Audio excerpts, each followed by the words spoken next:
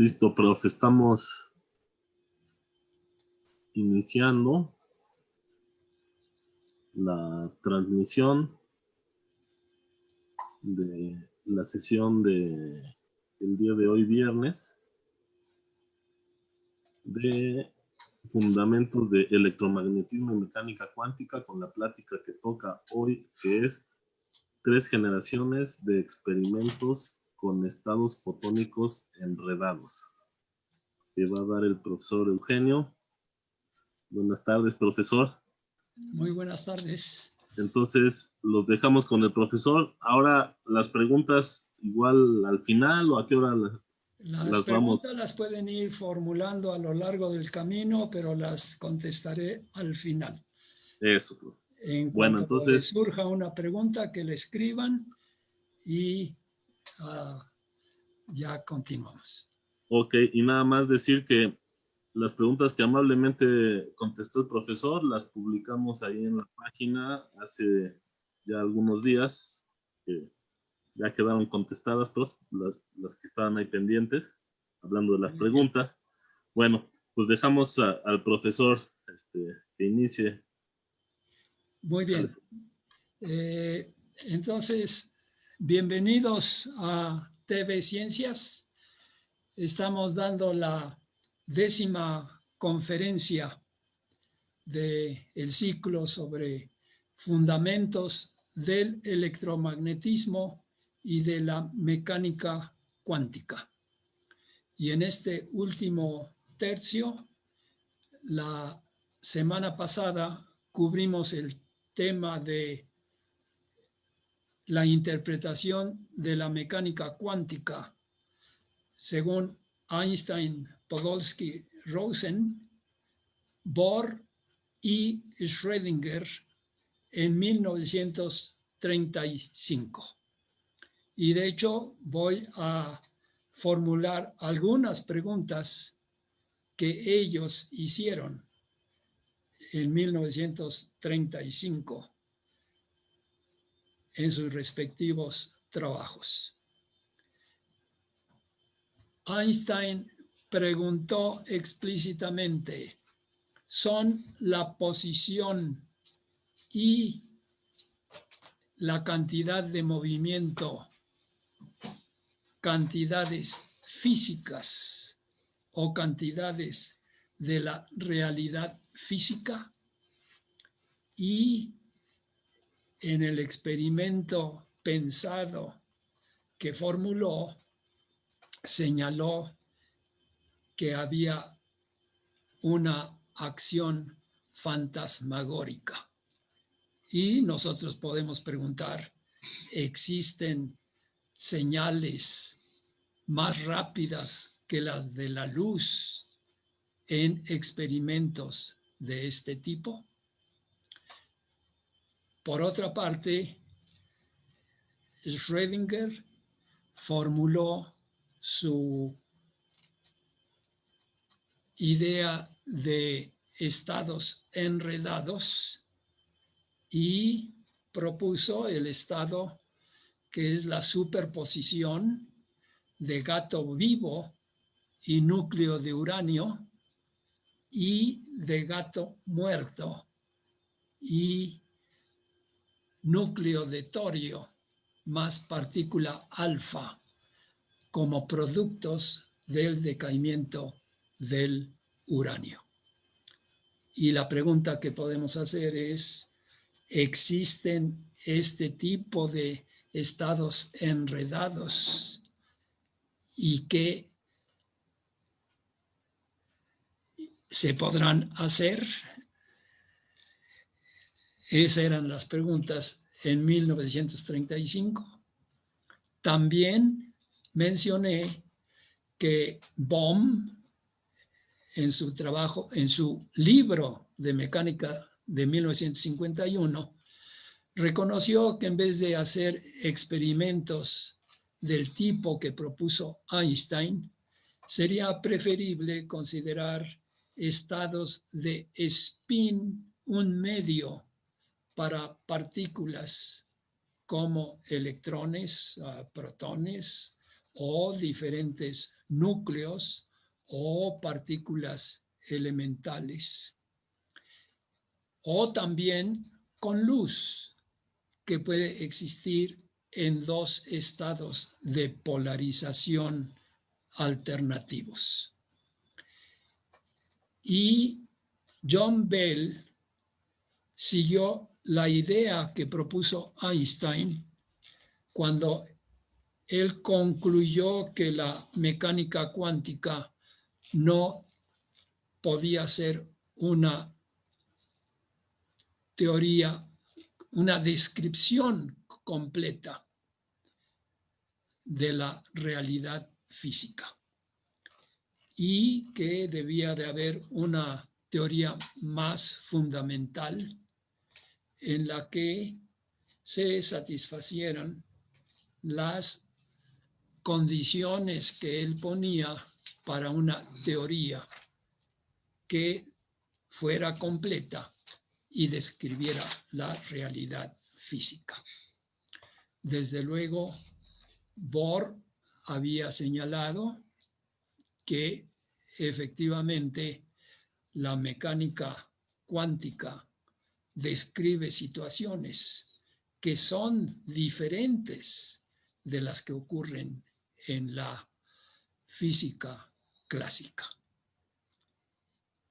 y que era el esquema en que Einstein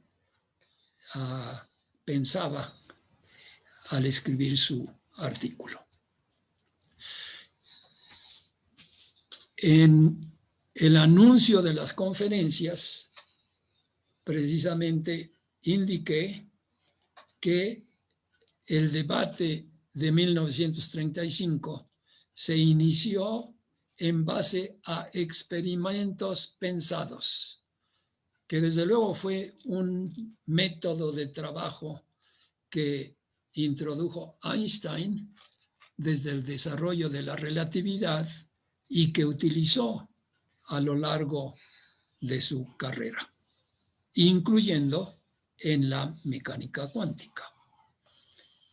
Las tres siguientes conferencias están describiendo experimentos planeados y realizados, precisamente para responder a las preguntas o el tipo de preguntas que acabo de formular. Y John Bell, en 1964, propuso lo que llamó una teoría de variables escondidas locales para describir la realidad física y como una alternativa a la mecánica cuántica. Y él examinó el tipo de experimentos que había propuesto Bohm, y ese es el tema del que vamos a hablar hoy, específicamente para el caso de estados enredados de luz. Estos experimentos, debo de decir que desde antes de que hubiera los experimentos de los que voy a estar hablando, se habían estado haciendo en todos los años anteriores en física atómica, en física nuclear, en física de partículas elementales, y habían conducido a descubrimientos sucesivos sobre la estructura de esos diferentes niveles de la materia, y también para formular las interacciones involucradas.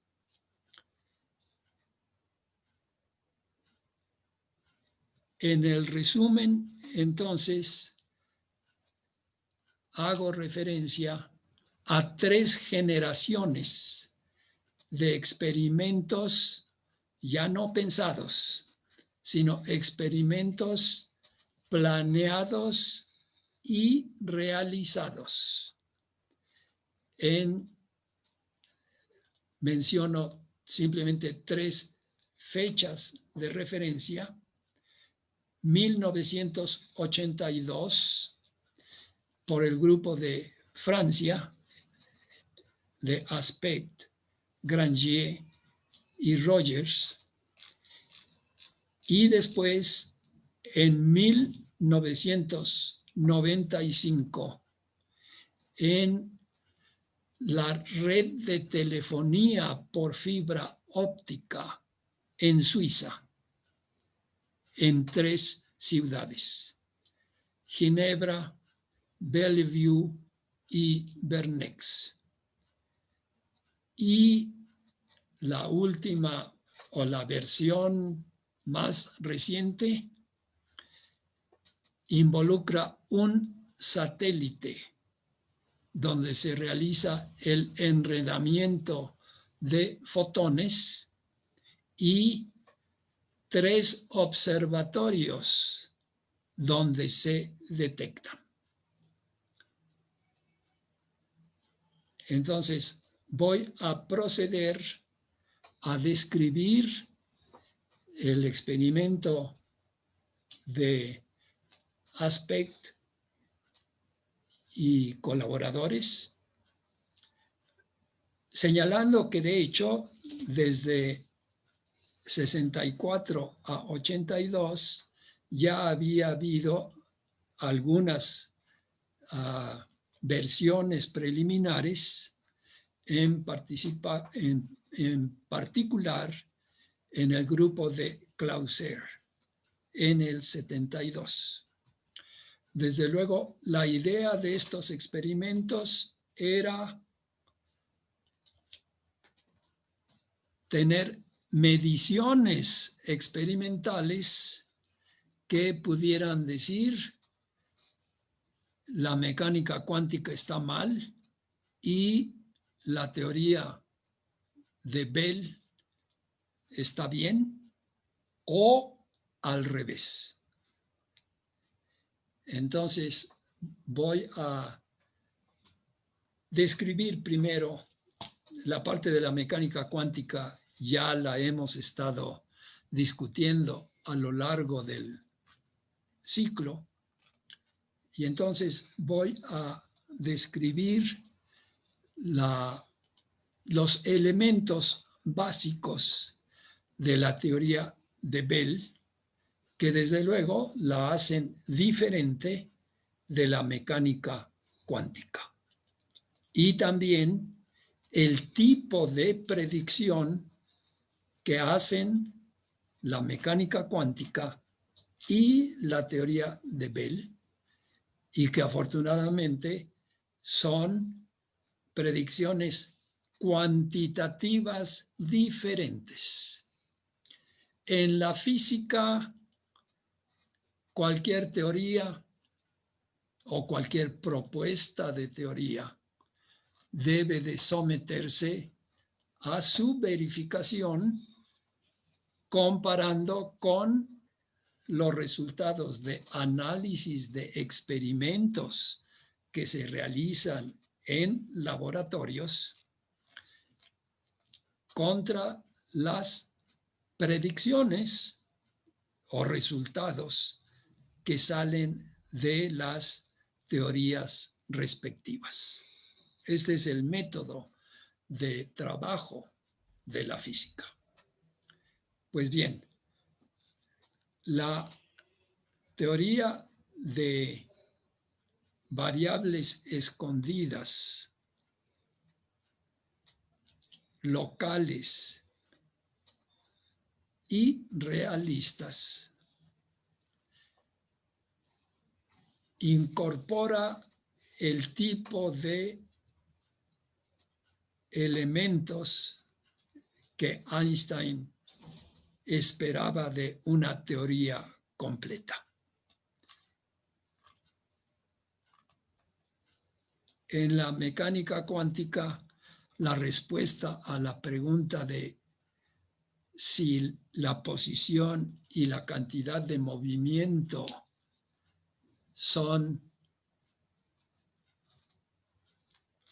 tienen realidad física,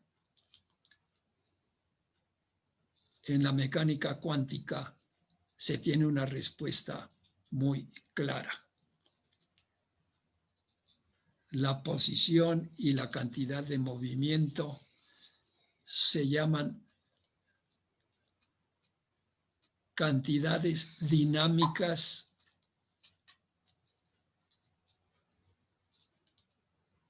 canónicamente conjugadas. Ese es un término que viene, de hecho, de la física clásica, pero que en la mecánica cuántica son cantidades que no conmutan como operadores y por lo tanto no se pueden medir con precisión más allá de lo que imponen el principio de incertidumbre de Heisenberg. Entonces, en términos de los requisitos que pedía Einstein, definitivamente no lo son. Pero en cambio, el tipo de experimentos que propuso Bohm involucran variables en que sí se tienen mediciones que la hacen diferente de la teoría de Bell. Entonces, los resultados de Bell vienen en términos de lo que se llaman las desigualdades de Bell. Y voy a proceder a describir los experimentos pensados todavía en que había introducido Bohm y su implementación por los tres grupos sucesivos que ya mencioné. De hecho, la parte de enredamiento, de los estados de enredamiento y su detección es la misma en los tres casos. Pero el elemento principal, y podríamos ponerlo también en términos de otra pregunta, una vez que se ha producido un estado enredado, ¿hasta cuándo va a durar? Y si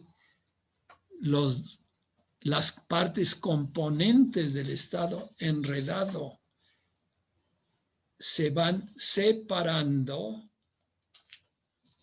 ¿hasta qué tiempo van a durar? Y aquí van a ustedes ver por qué razón las distancias cada vez mayores con tiempos cada vez mayores son relevantes y llevan también a responder la pregunta o la idea que tenía Einstein de que había una acción fantasmagórica. Entonces, con esos antecedentes, podemos decir, debo de mencionar a continuación, primero lo que se llama un estado enredado, en contraste, digamos, con un eigenestado del sistema físico de los que hemos estado hablando. En el caso de cada sistema físico es muy importante reconocer cuáles son las variables que intervienen, que son cruciales, que son la esencia del experimento. En el caso de la luz, una característica es su polarización. Y para poner de manifiesto la polarización, generalmente se debe de tener un filtro y después se debe tener un detector.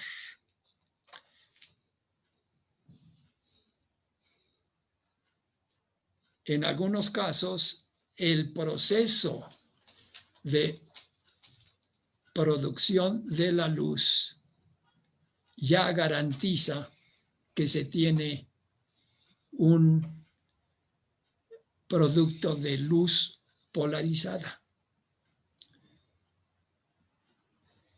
Y en algunos casos también la luz producida, como en un láser o un máser, ya están polarizadas de entrada. En los experimentos, cuando no se tiene una fuente de luz polarizada, la polarización se puede lograr con lo que se llama un filtro polarizador. Y esto ustedes lo encuentran cuando van a comprar sus lentes a Sanborns.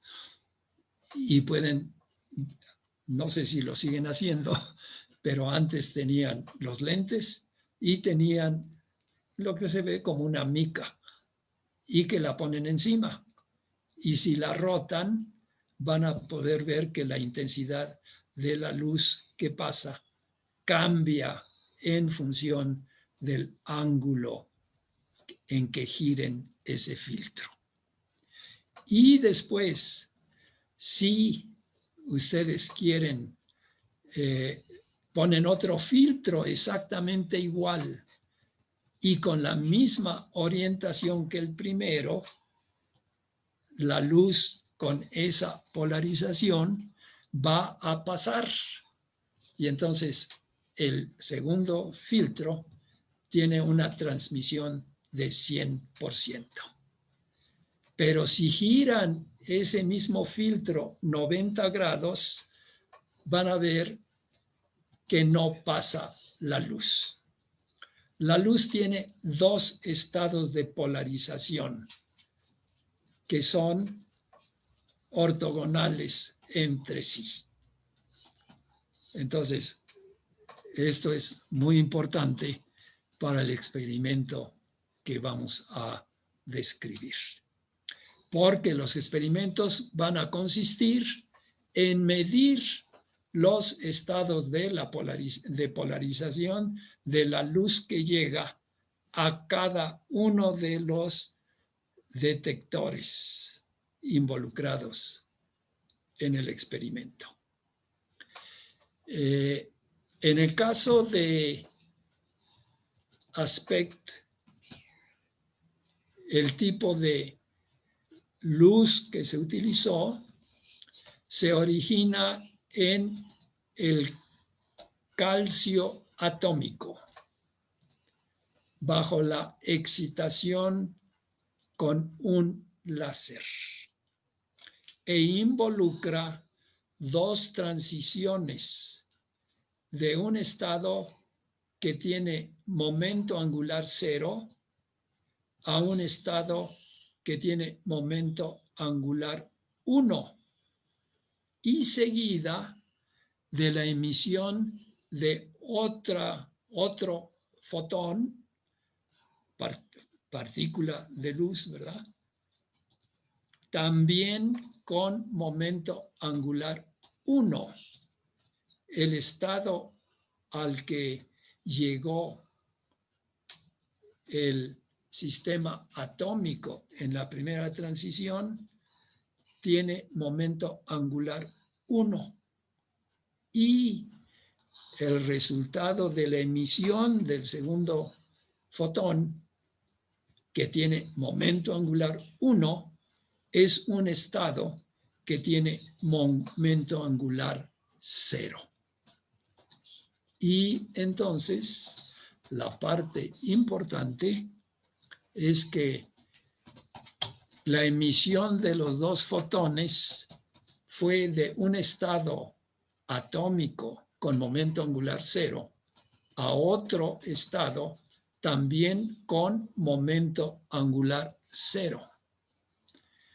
El momento angular es una cantidad que se conserva en este tipo de procesos. Y por lo tanto, los fotones enredados, cada uno de ellos con momento angular 1, en conjunto tienen un momento angular 0. Desde luego, los fotones cuando se producen no se quedan en el mismo lugar. Siempre viajan desde el momento en que se producen con la velocidad c, de acuerdo con el principio de la relatividad de la constancia de la velocidad de la luz. Pero también hay conservación de cantidad de movimiento del sistema completo. Y entonces, si uno sale para la izquierda, el otro va a salir hacia la derecha. Si lo pensamos como partículas localizadas. Pero desde luego, y como lo señaló Einstein, en la mecánica cuántica, tanto la radiación electromagnética como la mecánica cuántica nos dice, la materia tiene propiedades ondulatorias. Pero aquí, ahorita, lo único que vamos a hacer es seguirle la pista a los fotones.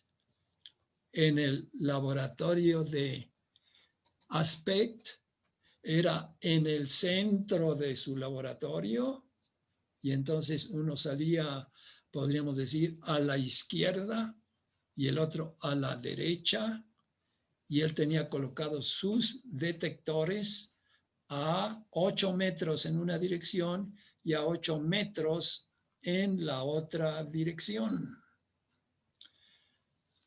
Y entonces en cada lugar lo que se hace es medir los estados de polarización del que se fue a la izquierda y del que se fue a la derecha. Desde luego también se podría hacer no necesariamente al mero centro, sino uno más cerquito de una pared y el otro más lejos de la otra pared. Pero desde luego, sabiendo cuál es la velocidad de la luz, podemos establecer si son los que se produjeron juntos o no. Y era precisamente aquí donde Einstein dijo, cuando yo detecto la polarización del lado izquierdo, pues automáticamente eso va a determinar cuál es la polarización del que está del lado derecho por conservación de momento angular.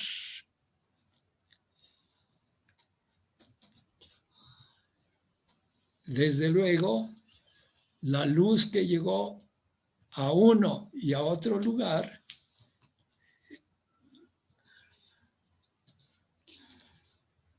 Einstein dice, es como si a la hora en que mido aquí, el otro ya sabe en qué dirección se va a poner. Y esto requeriría que le mandara la señal de decir yo estoy para arriba, entonces ahora tú ponte también para abajo, para que la suma nos dé 0. Pero desde luego se podrían tener otras direcciones posibles de la polarización. Y entonces es este tipo de mediciones que se realizan y la mecánica cuántica hace una predicción y en la teoría de Bell se tiene otra cantidad. Estas cantidades miden las probabilidades de correlaciones de los estados que entran en el estado enredado. Entonces, se podría tener como resultados que los dos estuvieran uno hacia arriba y el otro hacia abajo, el otro hacia abajo y el otro hacia arriba. Pero también se podrían medir estados de polarización no en la dirección vertical, sino también en la posición horizontal. Y entonces ahí se tienen diferentes posibilidades. La mecánica cuántica nos da la probabilidad de cada uno de esos estados y nos lleva a un valor de esta cantidad que es relevante en este experimento, y la predicción es que S es igual a 2 raíz de 2. Pero la teoría de Bell, para esta misma cantidad, para el mismo experimento, desde luego es otra teoría, llega a un valor de que esa cantidad debe de ser mayor que 2. Entonces, ahí hay una señal muy clara de que los experimentos nos van a decir, le palomeamos a una y descartamos la otra, o al revés. El trabajo de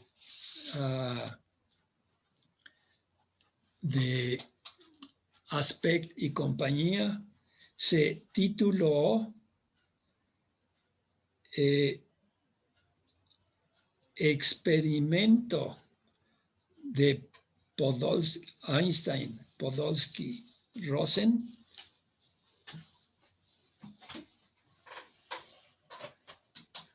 como un experimento real, ¿verdad? Y su resultado es una nueva violación de las desigualdades de Bell.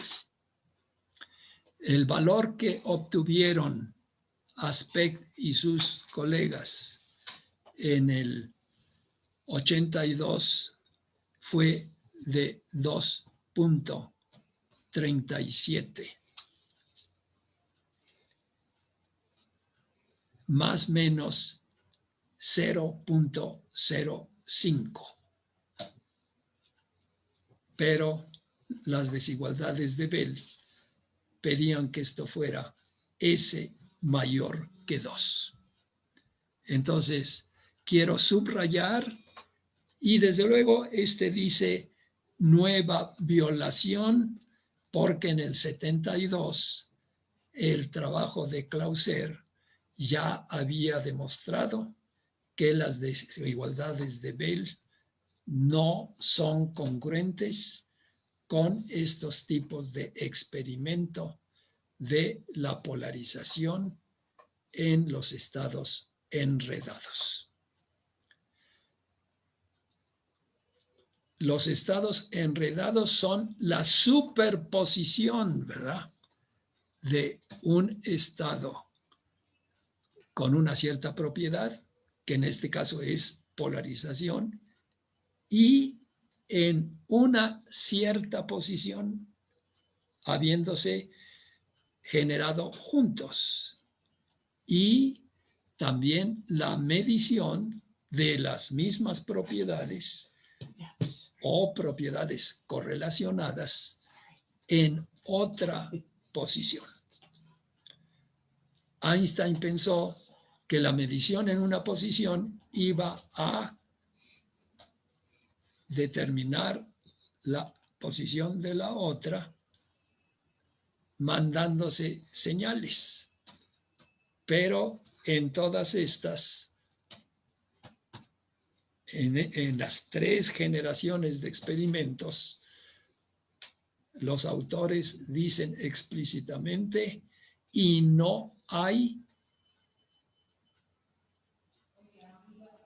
señales que viajen más rápido que la luz involucrados en estos experimentos.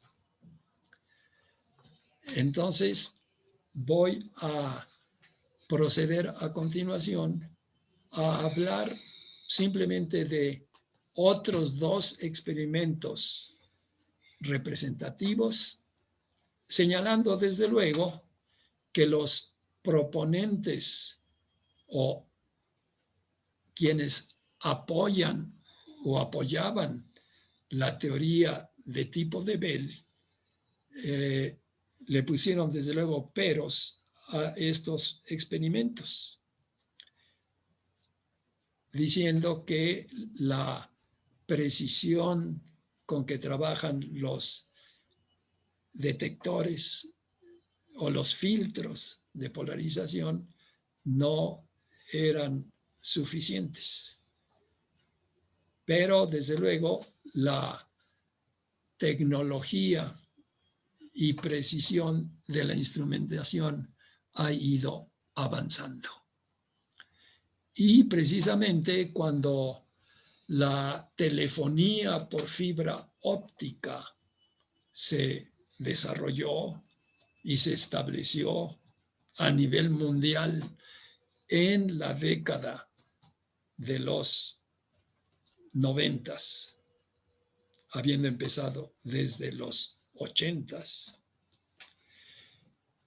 en Suiza se decidió que se tenían las condiciones para hacer un experimento de este tipo. Desde luego, si se hace por el sistema de telefonía, entonces hay que tomar en cuenta que cuando la luz viaja por la fibra óptica, su velocidad ya no es la velocidad en el vacío, tampoco lo era en el laboratorio de Aspect, pero el índice de refracción del aire se puede también tomar en cuenta. Y entonces los retrasos temporales por los lugares donde se hace la detección se pueden tomar en cuenta. Pues bien, en el experimento de Suiza se hizo el enredamiento de los fotones usando un cristal que lleva a cabo lo que se llama la conversión paramétrica hacia abajo. Se tiene luz de un láser verde en la región del verde. Y este cristal es capaz de convertir la radiación de fotones verdes mediante un proceso de óptica no lineal en 2 fotones en rojo. El verde tiene una frecuencia mayor que el rojo. Y entonces, precisamente, ustedes mandan un haz verde y sale 2 haces de rojo. Y estos son los que se enredan y de ahí en adelante, en vez de mandarlos simplemente en el aire, en el laboratorio de Aspect, se mandan por el sistema de fibra óptica. De Ginebra se mandaron al noreste, a Bellevue, y hacia el sureste, a otra población, Bernex. De tal manera que la distancia de separación entre las poblaciones donde se llevaron a cabo las detecciones es del orden de 10,5 kilómetros. Entonces, a la pregunta de cuánto dura o a qué distancias sobrevive el enredamiento, ese fue el avance que se tuvo del experimento del laboratorio al experimento de el sistema de telefonía en Suiza. Pero posteriormente este tipo de experimentos se hicieron también entre diferentes poblaciones en islas y ciudades del lado de la costa española y de la costa de África del Norte. Y me paso a la última versión, en la que es el mismo tipo de producción de fotones enredados por conversión interna hacia abajo, que se han realizado los experimentos con el satélite Misius, puesto en órbita en 2016, y mediciones se contempla en 3 observatorios: en Lijiang y Tellingha, en las regiones de Urumqi y la región de Qinghai. Hay un tercer observatorio, Nanshan, en la provincia de Yunnan. Pero los resultados que se reportaron en el 2017, pero se publicaron hasta el 2018, son solamente entre 2 de los laboratorios, separados a una distancia de 1,200 kilómetros. Y por esa razón, el título del trabajo fue precisamente Distribución de enredamiento satelital sobre 1,200 kilómetros.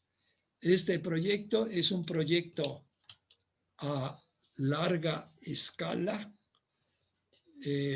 para poner a prueba la mecánica cuántica y diferentes tecnologías, podríamos decir,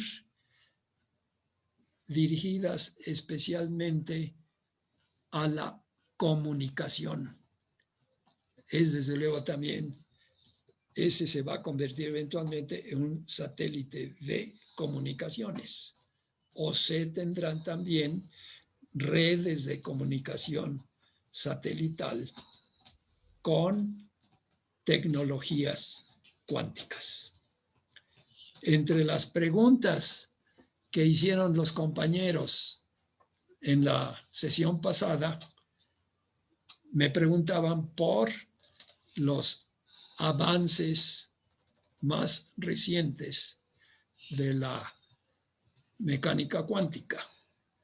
Y en esta plática ya se los estoy señalando, pero los vamos a complementar en las 2 próximas conferencias. Voy a dar por... podemos entonces decir que el debate que se planteó en 1935 en estos, pues son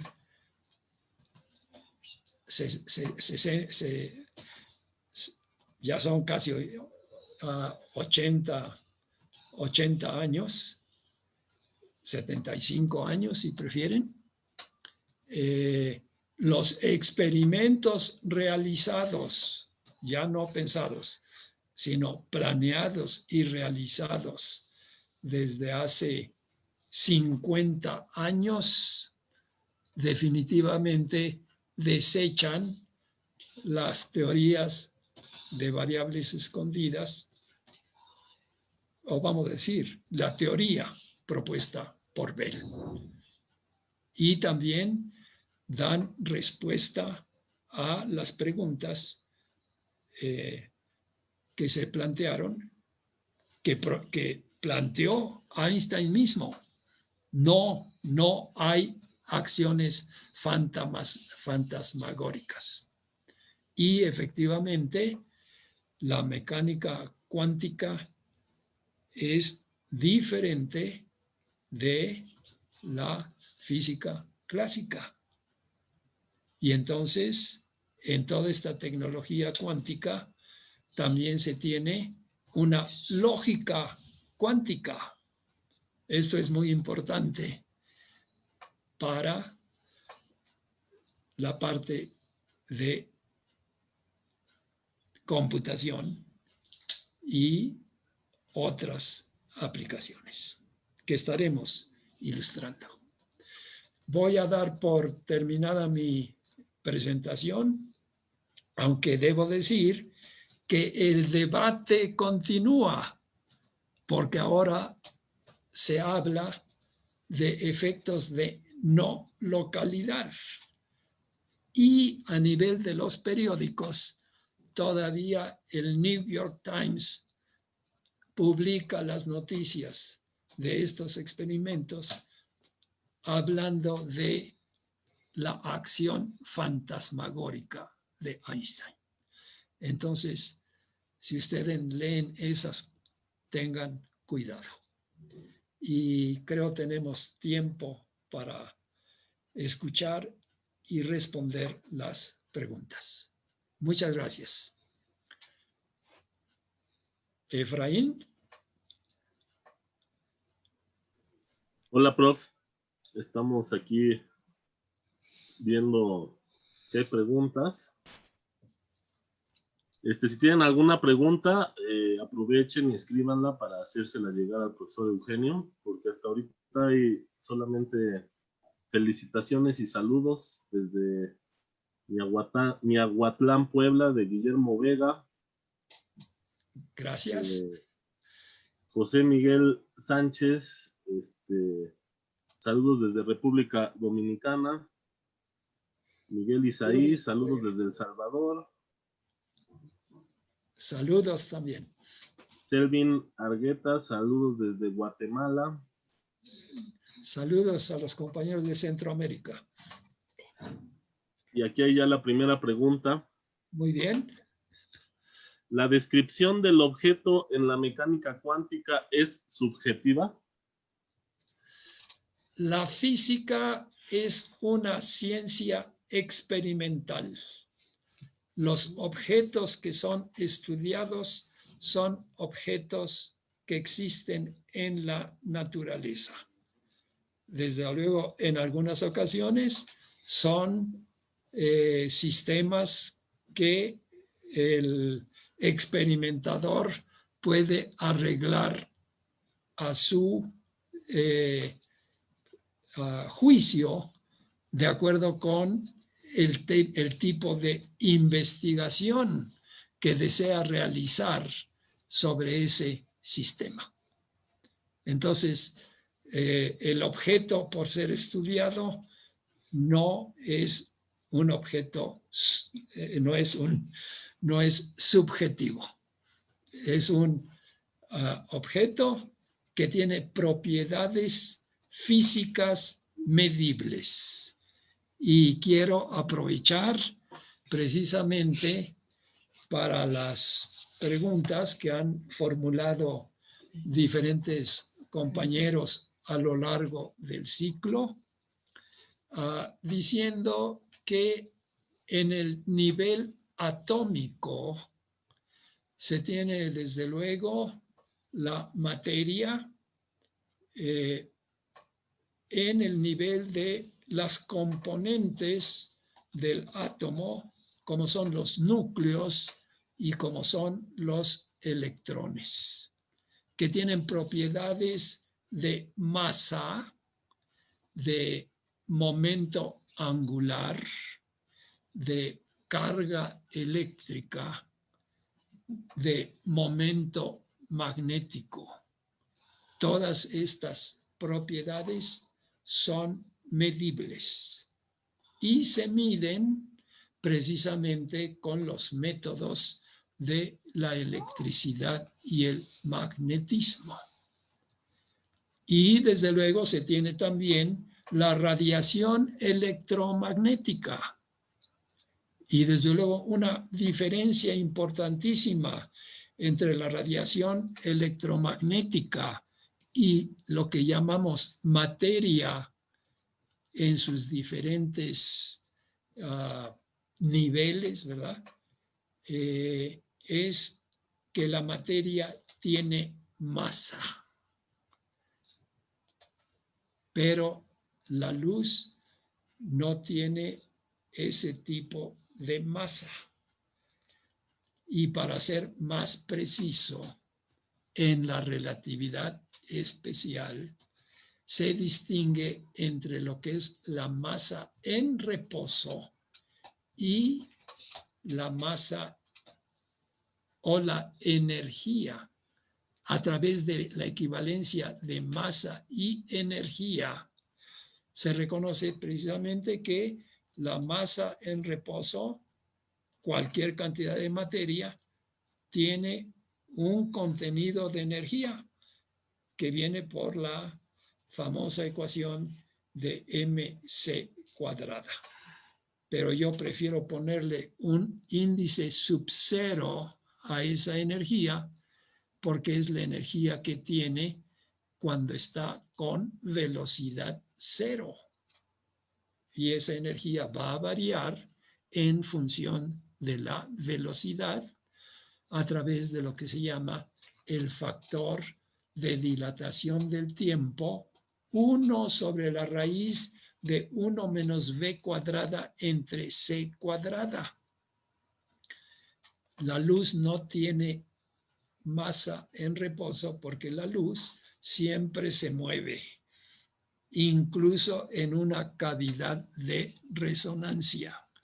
El patrón de interferencia que se forma en la cavidad es el resultado de haces que viajan en forma encontrada y dan una distribución espacial estacionaria, pero variable en el tiempo. Y entonces, pero lo que tienen en común la radiación electromagnética y la materia de las que estamos hablando a nivel atómico, a nivel nuclear, a nivel de partículas elementales, es que todas tienen propiedades dinámicas, tienen cantidad de movimiento y tienen energía. Y de hecho comparten relaciones del mismo tipo que corresponden a las de la luz cuando simplemente le ponen la masa en reposo de la luz es 0. Las relaciones son E cuadrada igual a P cuadrada C cuadrada más M cuadrada C cuarta en general. Pero para la luz que no tiene masa, pues entonces simplemente E cuadrada igual a P cuadrada C cuadrada, o todavía más fácil, E igual a P por C. Entonces, esta es una extensión adicional para colocar las cosas en contexto a la pregunta que formuló el compañero. Y si tiene un comentario adicional, estoy disponible para que la discutamos. Muchas gracias al profesor Eugenio por responder la pregunta de William Coy. Hay hay un par de saludos desde Argentina de Mari Acuna, Julio César Martins desde Tehuacán, Puebla, y Cristian Navarro desde Tacna, Perú, mandan saludos y felicitaciones. La siguiente pregunta es de Cristian Mazaquiza. Muy buena charla, saludos desde Ecuador. Y la pregunta es, ¿el cristal fotónico es un estado fotónico? Gracias por las charlas, Eugenio Leucid. ¿Cuál es el sujeto? No lo escuché bien. Perdón. La pregunta es, ¿el cristal fotónico es un estado fotónico? Ok. La luz existe en diferentes formas y la luz misma existe en múltiples formas. En lo que llamamos la luz natural, principalmente nuestra principal fuente de luz es la luz del sol, ¿verdad? Entonces, esta luz natural es emitida de manera continua y, desde luego, cubriendo todo el espectro electromagnético. Nosotros solamente vemos lo que es la luz que llamamos visible, porque nuestros detectores, los ojos, han sido adaptados por esa luz que proviene del sol. Pero también están otras frecuencias y esas nuestros ojos no las detectan, pero sí las emitimos. La radiación infrarroja es como detectan a las personas, ¿verdad? Y la radiación ultravioleta es la que nos da buen color cuando vamos a la playa. Pero existen formas de luz ordenada, como ya lo mencionamos en la conferencia del viernes, pues ya fueron del viernes antepasado, ¿verdad? En particular la luz láser y la luz Maser y los haces adifraccionales. Esos tienen una estructura, ¿verdad? Para los últimos son estructuras de funciones de Bessel, estructuras de haces de Mathieu elípticos y estructura de haces de Weber parabólicos. Pues también la materia puede existir en forma amorfa, pero también puede existir en forma ordenada. Y desde luego se tienen los cristales, que desde luego se admira su orden, ¿verdad? Pues en los últimos 30 años se han estado también produciendo formas de luz que tienen tanto orden como los cristales materiales. Entonces, espero que eso dé la respuesta al compañero. Pero también puedo señalar que el siglo XXI, comparado con el siglo XX, cada uno de ellos trae un adjetivo que lo caracteriza. El siglo XX fue el siglo de la electrónica, ¿verdad? Pero el final del siglo XX es uno en el que la electrónica y la fotónica han estado desarrollándose. Pero en particular, el siglo XXI se considera que va a ser el siglo de la fotónica. Y ustedes lo pueden ver porque ahora cuando van al supermercado les hacen la cuenta con luz, ¿verdad? Y también antes se tocaba la música, ¿verdad? Primero con cilindros, luego con discos y con su aguja, materiales, ¿verdad? Que desde luego tienen muchos inconvenientes porque tienen que hacer trabajo mecánico, pero con los dispositivos electrónicos, muchas de esas cosas, entonces no se disipa energía. Pero la luz, precisamente porque no tiene masa, no tiene inercia.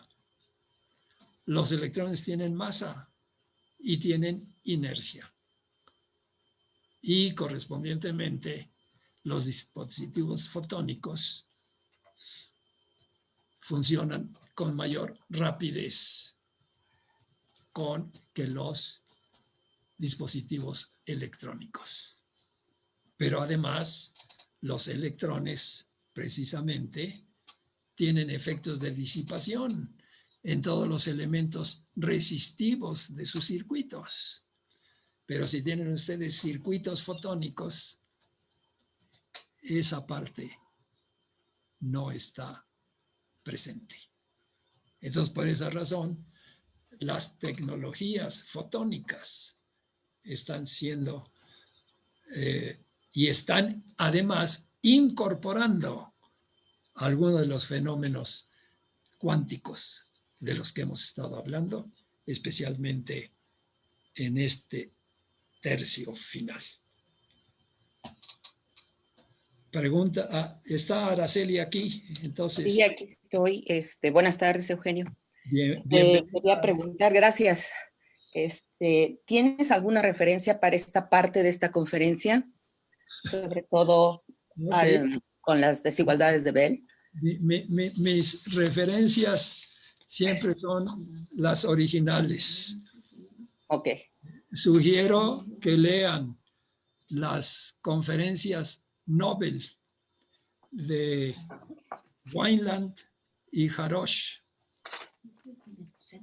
que precisamente van a ser el tema de la plática del lunes sobre experimentos con un solo ion o con un solo átomo en estados enredados y también experimentos con un solo fotón.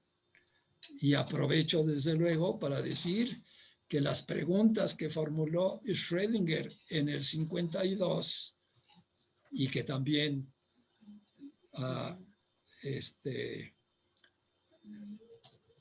el punto de vista de Schrödinger era que su ecuación era buena para describir experimentos de a de veras que involucran muchos átomos.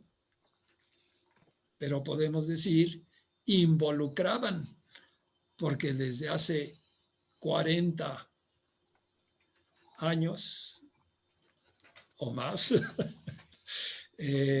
precisamente, Araceli hizo su tesis sobre el geonio, una trampa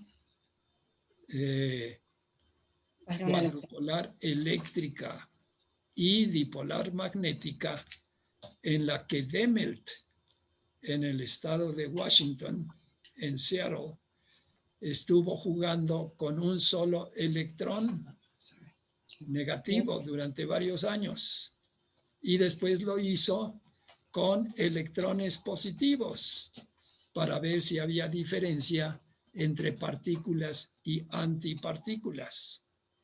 Y para 1981 había podido hacer la captura de un solo ion de bario. Y Wineland estuvo en esos experimentos. Entonces, en términos de referencias, invito al público a que lea las conferencias Nobel que se pueden bajar gratis de la red. Y desde luego también ya mencioné que estoy haciendo la escritura de este ciclo de conferencias y en su momento se estará publicando en la revista Ciencias de la Facultad de Ciencias. El libro de Roland Omnes ya lo he recomendado desde la primera edición, bueno, el primer libro con el nombre de Interpretación de la Mecánica Cuántica, pero la de 1999 es con el título de Entendiendo la Mecánica Cuántica y con énfasis en el proceso de decoherencia. La última plática con que vamos a cerrar el ciclo la semana que entra, 11 de septiembre, antes de la celebración de las fiestas patrias, es sobre coherencia y decoherencia como la transición entre lo cuántico y lo clásico. Entonces, gracias por la pregunta, Araceli. Y Efraín.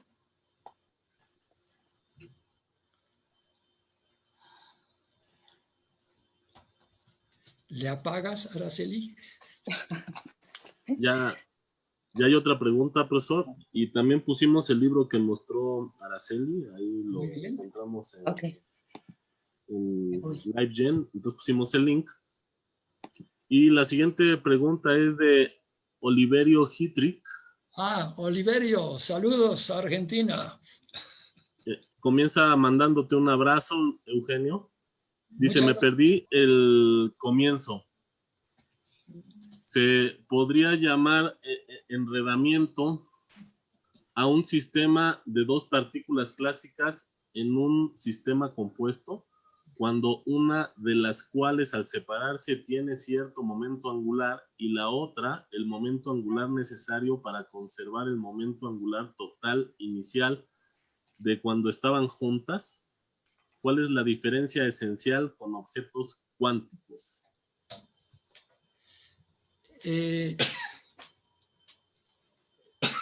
Debo de mencionar que la mecánica cuántica utiliza el formalismo hamiltoniano. También se puede utilizar el formalismo lagrangiano.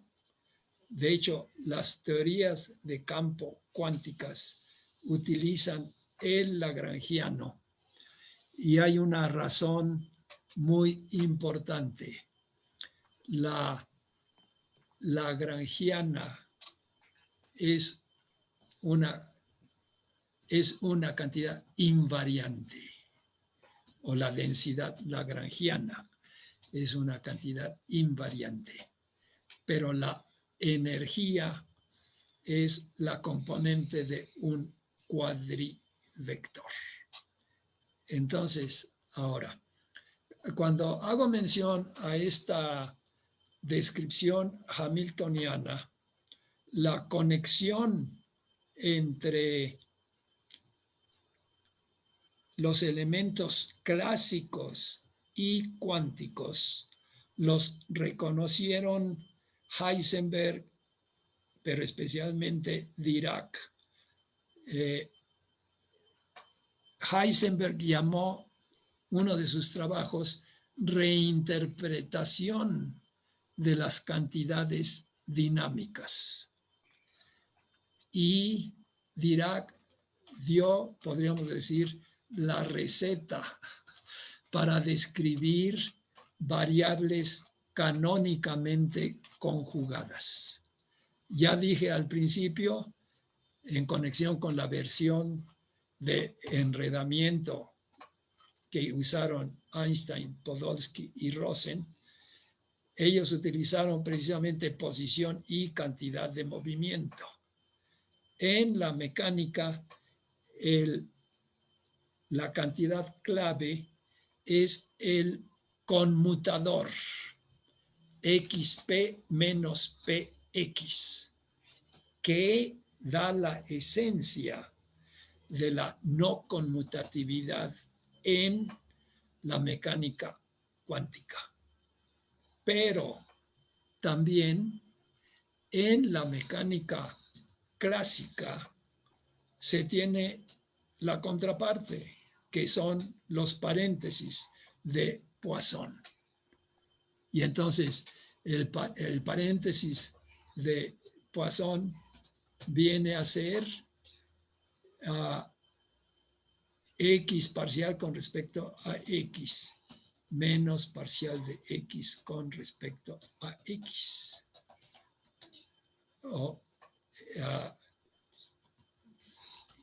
Y entonces este tipo de objetos son importantes para establecer la conexión entre la mecánica clásica y la mecánica cuántica, como lo hizo Ehrenfest.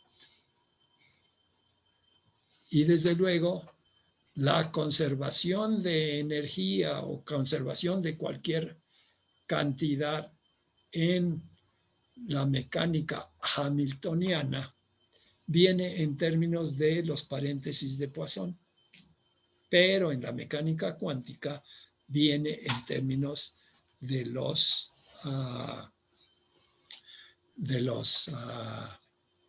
conmutadores. Y entonces Dirac dijo simplemente, si tengo X y PX, entonces PX lo tengo que representar como menos I parcial con respecto, IH barra parcial con respecto a X, en la representación de posiciones. Pero si estamos en la representación de cantidad de movimiento, entonces P se representa con P, pero X se representa con menos IH barra parcial con respecto a P. Entonces, es esa correspondencia la que está incluida en el teorema de Ehrenfest, de que son los valores esperados de las cantidades dinámicas que satisfacen ecuaciones como las que se tienen en la mecánica clásica. Ahora, conservación de momento angular o conservación de la cantidad que ustedes escojan ocurre a nivel de mecánica clásica y ocurre también en mecánica cuántica. En la mecánica clásica no se tiene cuantización o los efectos de cuantización son despreciables cuando las acciones involucradas son mucho mayores que la constante de Planck. Pero cuando estamos en el nivel atómico, nuclear, etcétera, esas acciones son del orden de la constante de Planck. Y entonces ahí donde la parte cuántica está exhibiéndose de manera explícita. No sé si eso responde un poco de manera más general la pregunta de Oliverio, pero las leyes de conservación se pueden también formular en la representación de Heisenberg en términos directamente de los operadores y aceptando que los operadores pueden tener una dependencia temporal. Saludos a la familia, Oliverio. Efraín y Araceli creo que está también poniéndose otra vez. Sí, pensé que Araceli quería decir algo, pero no sé. Si hay otras preguntas, pues vamos. Sí, hay otra. Mientras tanto... Yo estoy bien, ahorita estoy escuchando las preguntas y respuestas. Ok. Mientras tanto, William Coy pregunta, ¿la función de probabilidad combina elementos objetivos y subjetivos? Contiene afirmaciones acerca de posibilidades, o mejor dicho, tendencias. La potencia en la filosofía de Aristóteles, entre paréntesis. Heisenberg, física y filosofía. ¿En qué medida discrepa del pensamiento kantiano de la forma en cómo se nos da la naturaleza? Bueno, son muchas preguntas, pero voy a abordar la que se refiere a los elementos cuánticos.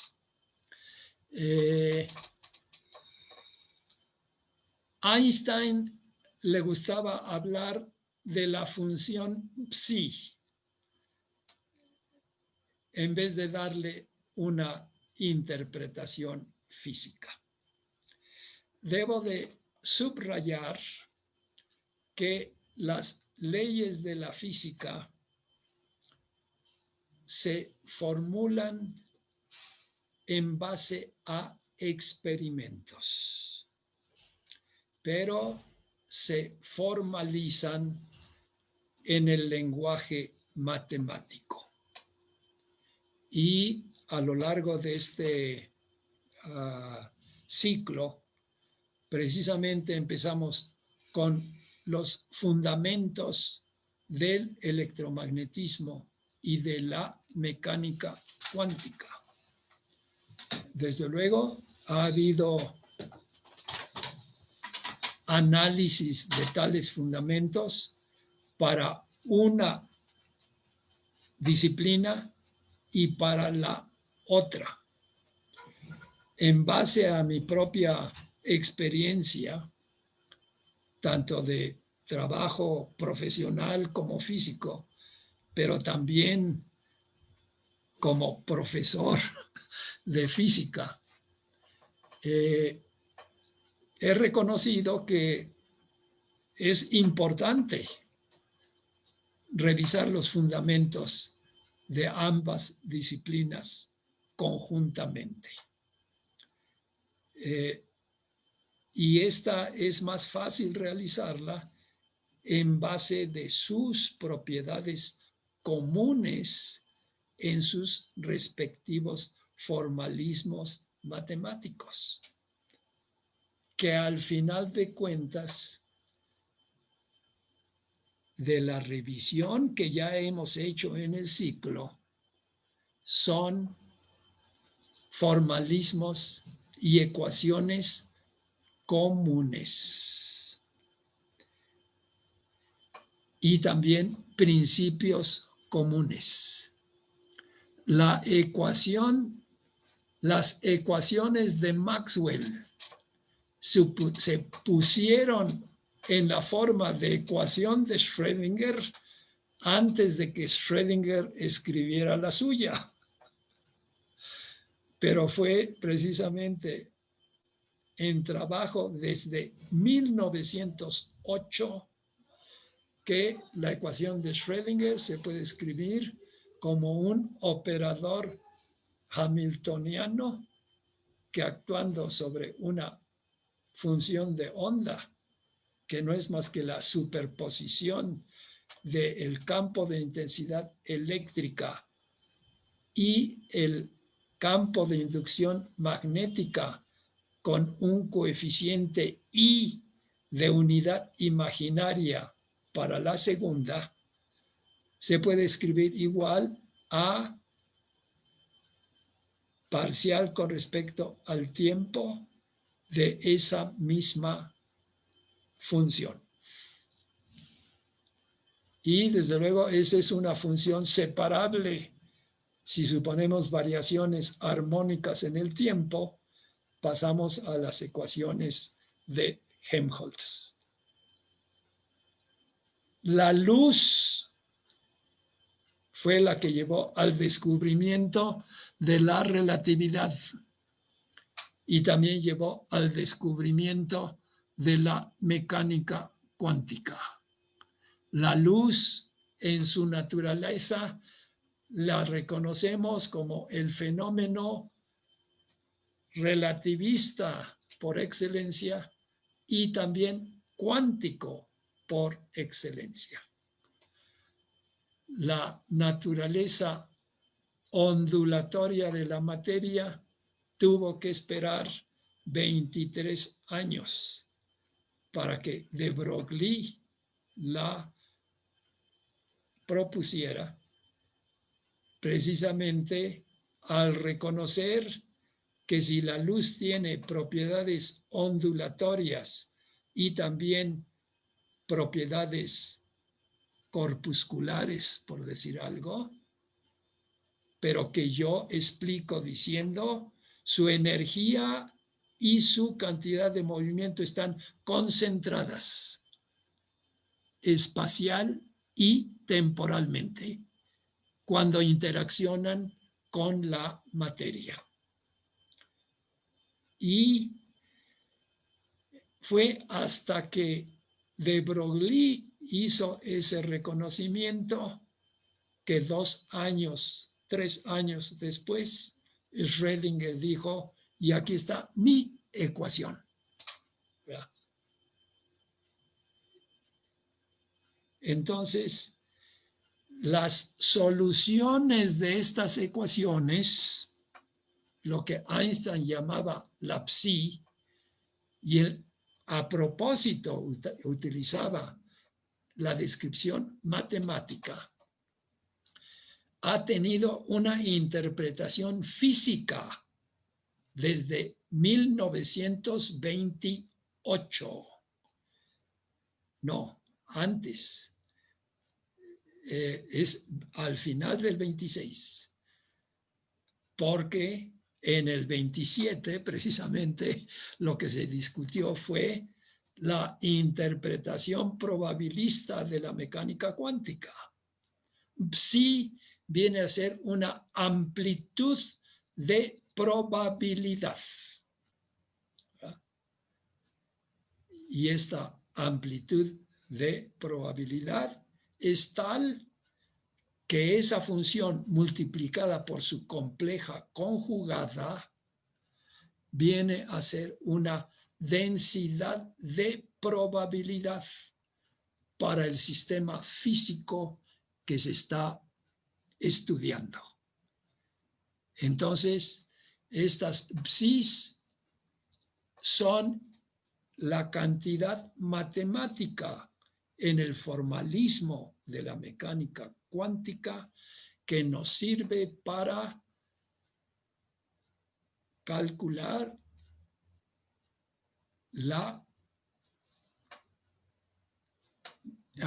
las propiedades del sistema físico correspondiente. Entonces, no es un... se le asocia, ¿verdad? Se puede asociar con cantidades observables y medibles. Y en conexión precisamente con la conferencia en que discutí la posición de Dyson al considerar los dos niveles del electromagnetismo y de la mecánica cuántica, se tiene el nivel lineal precisamente en la función de onda o en el campo de intensidad eléctrica y el campo de inducción magnética. Y también el nivel cuadrático, precisamente en el caso de la mecánica cuántica en términos de densidad de probabilidad y de elementos de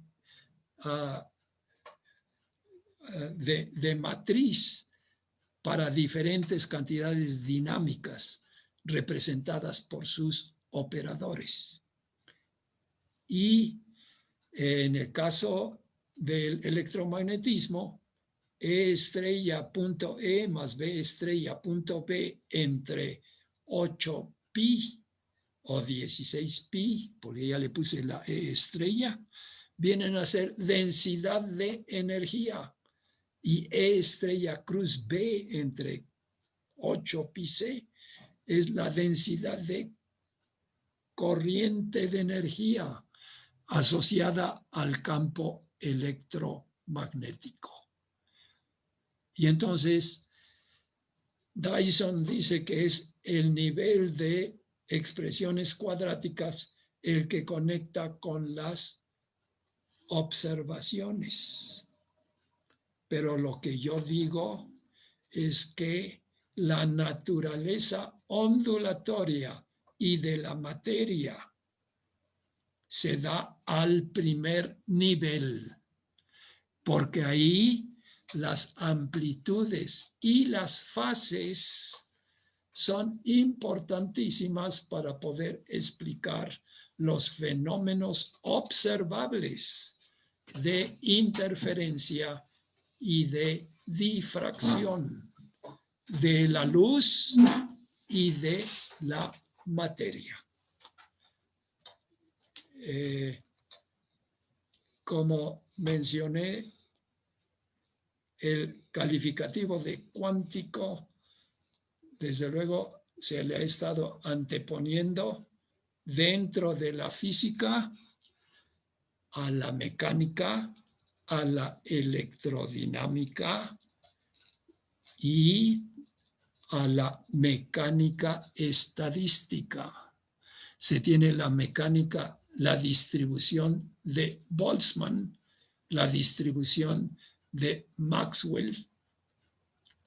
La de Boltzmann es en términos de energía, la de Maxwell es en términos de velocidades en el caso de el gas ideal. La de Maxwell ya se pone en términos de cantidades dinámicas. Pero, desde luego, si está puesta en velocidades, también se puede poner en términos de energía. Entonces, por eso se dice, tenemos la mecánica estadística o la distribución de la mecánica estadística de Maxwell-Boltzmann. Pero en la mecánica cuántica se tuvo precisamente la distribución de Bose-Einstein, que se generó precisamente en el estudio de Bose sobre la distribución de energías de la radiación electromagnética asociada al cuerpo negro en equilibrio termodinámico con su entorno. Y la contraparte de esa nueva forma de mecánica estadística es la de Fermi-Dirac, que vino 4 años más tarde. Entonces, y se tiene desde luego conductividad y superconductividad, fluidos y superfluidos. Son diferentes estados de la materia. Los fluidos y los conductores eran lo normal, ¿verdad? Es lo que encontramos en la naturaleza. Pero precisamente todos los experimentos de la mecánica cuántica llevaron a entender lo que estaba ocurriendo y también a explicar fenómenos que ya se habían observado, pero no se sabía por qué y cómo ocurrían. La superconductividad y la superfluidez son fenómenos cuánticos macroscópicos. En las pláticas del lunes vamos a estar hablando precisamente de la observación de las funciones de onda o de las densidades de probabilidad que proporciona la mecánica cuántica. Y yo creo que ya le vamos parando, ¿no, Efraín? Está bien, profe. Si quieres ya... ¿Hay más preguntas o no? Déjame ver. Pero revisé hace 2 minutos la última vez y ya no había. Si no hay, pues siempre las pueden mandar. Sí, ya no hay. No hay. Bueno, pues les invito a que nos reunamos nuevamente el lunes y el viernes, en que los experimentos respectivos han llevado a desarrollos adicionales. De lo que voy a estar hablando son de los experimentos que iniciaron Harosh y Wineland desde los 70s, fines de los 70s y principio de los 80s. Y desde entonces, y especialmente en la década de los 90s.